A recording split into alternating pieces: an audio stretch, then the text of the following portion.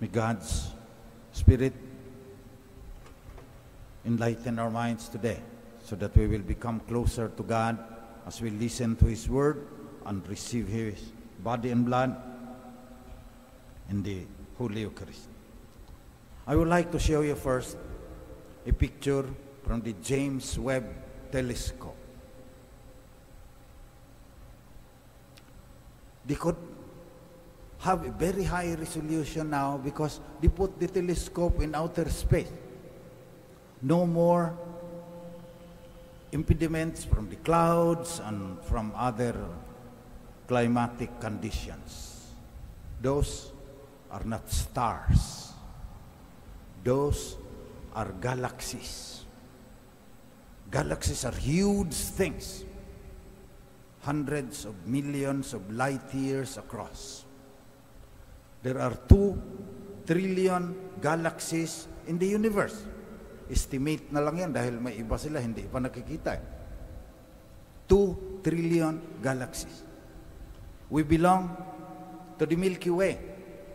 Hindi ko alam bakit Milky Way ang tawag sa galaxy. May mga Andromeda, there are other galaxies, and these are all galaxies, 2 trillion of them. And the Milky Way, our own galaxy, has 400 billion stars like ours. The sun is a star, our sun. It is a medium-sized star in the middle of the Milky Way galaxy. We are so insignificant in this world. The universe is so vast. We could take pictures of galaxies that are billions of light years away. And so, the first reading from the 13th chapter of the Book of Wisdom asks, in the light of the James Webb Telescope and all the discoveries of science about the world, if they so far succeeded in knowledge that they could speculate about the world, how did they not more quickly find its Lord? All men were by nature foolish, who were in ignorance of God. Hindi niya sila nakilala from studying the works.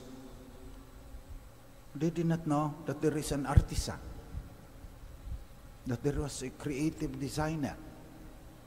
The Sumerians, 6,000 years ago, they had a very deep knowledge studying the stars. But they worship fire, wind, air, the stars, or the mighty waters. They consider them gods, sabi ng Book of Wisdom. They have to be struck by their might and energy and realize how much more powerful is He who made them. So, look at the universe. You will be filled with awe. It is a mysterious universe. We cannot understand it. In fact, in my class in cosmology, second-year college seminarians, they say that there are, what we can see, even with the James Webb Telescope, is only 4% of the entire universe. 96% of this universe, vast universe, is made up of dark energy and dark matter which we cannot see. Pagkatapos sasabihin mo walang ginawa niya. Yun ang sinabi ng Book of Wisdom.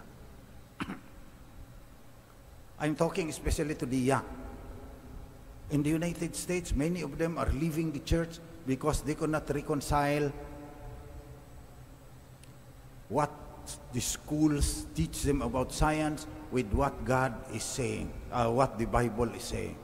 Science just confirmed the Bible. Science, according to the report of my students again, believes, after calculation, that this universe began with the Big Bang, according to the calculations of a Belgian priest, Father George Seminary. The universe began 13.78 billion years ago. Billion. Genesis 1:1. In the beginning, God created the heavens and the earth. Bereshit, bara, Elohim in Hebrew. Et ha-shamayim, et ha-aretz. Hundreds of years, a few thousand years, 2,000 years, 1,000 years before Christ, they already recognize that somebody made that, because nothing happens without a cause. But many scientists still do not believe. That's why we go back to wisdom. If they so far succeeded in knowledge that they could speculate about the world, how did they not more quickly find its Lord? And some of them are putting up their own churches. And Carl Sagan already said, ang hirap naman yung gagawa ka ng simbahan and then you worship the force of gravity. Gravity na lang sasambahin mo. Ayaw mong tanggapin na may gumawa niyan. Caroline Porco, for example. I quoted her in my book, Faith and Struggle in Smoky Mountain. Hope for a Planet in Peril. Babalikan ko ito mamaya.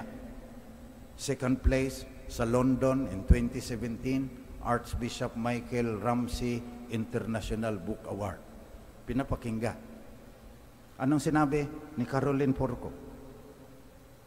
Magtatayo tayo ng Congregation of the Church of Latter-day Scientists, raising their voices, praising and giving tribute to gravity, the force that binds us all to the earth, and the earth to the sun, and the sun to the Milky Way.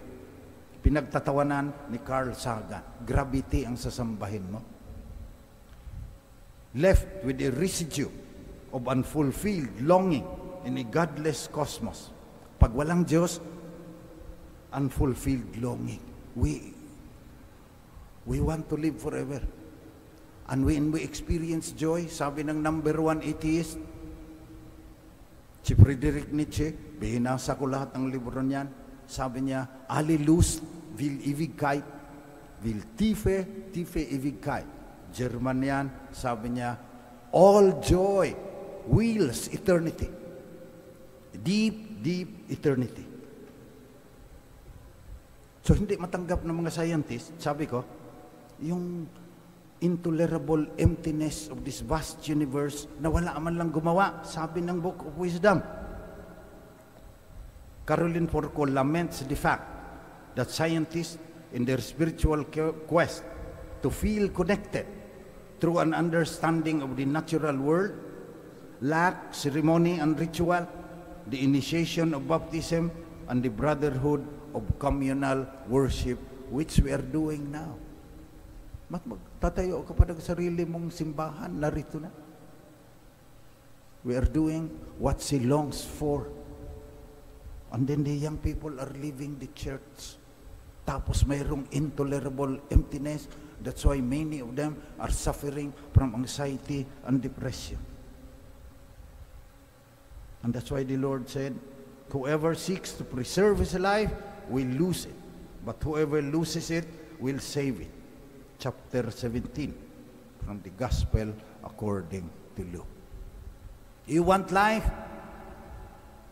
Receive the God of life in the most holy Eucharist of the one holy Catholic and Apostolic Church.